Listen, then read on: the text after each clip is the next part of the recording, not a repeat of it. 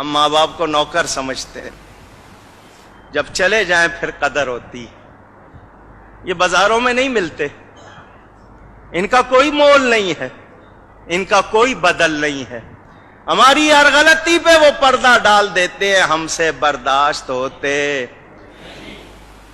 میں اپنی والدہ ماجدہ رحمت اللہ تعالی علیہ 10 سال ہو گئے. ان کی وفات کے بعد جو کتاب لکھی تھی میں نے کہا چلو لوگوں کے لیے مسائل بھی لکھ دوں. حدیثیں لکھنے بیٹھا. پہلی مرتبہ اس موقع پہ میں نے وہ حدیث پڑھی، اتفاق سے اس سے پہلے میری نظر سے نہیں گزری تھی. موسیٰ علیہ السلام کی روایت ہے، اس میں سب سے بڑا گناہ کیا ہے؟ سب سے بڑا ہم سمجھتے ہیں کسی کو قتل کر دینا، غیبت کر دینا، زنا کر لینا، شراب پی لینا ہے، ہم تو اس کو سمجھتے ہیں.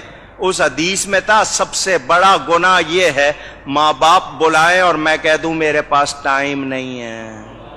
یہ سب سے بڑا گناہ. اور ہم نے یہ کتنی بار کیا ہوگا؟ ہم تو آرڈر چلاتے، ماں کو کہہ دیں گے صبح اتنے بجے مجھے ناشتہ چاہیے، میرے کپڑے چاہیے، میرے دوست آ رہے ہیں، یہ پکنا چاہیے. ماں یہ نوکر ہے.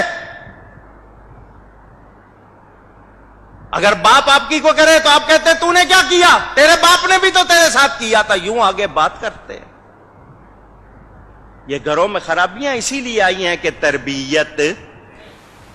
حضور صلی اللہ علیہ وسلم کا ارشاد بیہقی شریف میں حدیث موجود، فرمایا میں عشاء کی نماز پڑھ رہا ہوتا، میری ماں میرا نام لے کر بلاتی، میں نماز چھوڑ کر ماں کے پاس جاتا.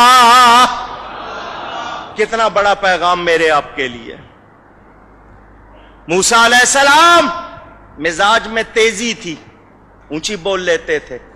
جب جاتے تھے کوہ طور پر کلام کرنے، ماں پیچھے مصلی بچھا لیتی تھی.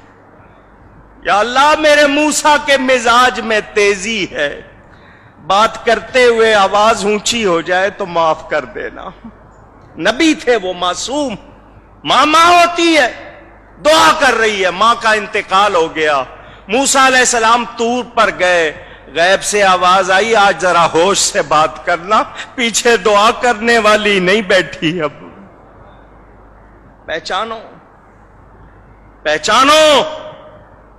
ہمارے گھروں میں بے برکتی اسی لیے ہے کہ ہم نے ماں باپ کی قدر بھلا دی.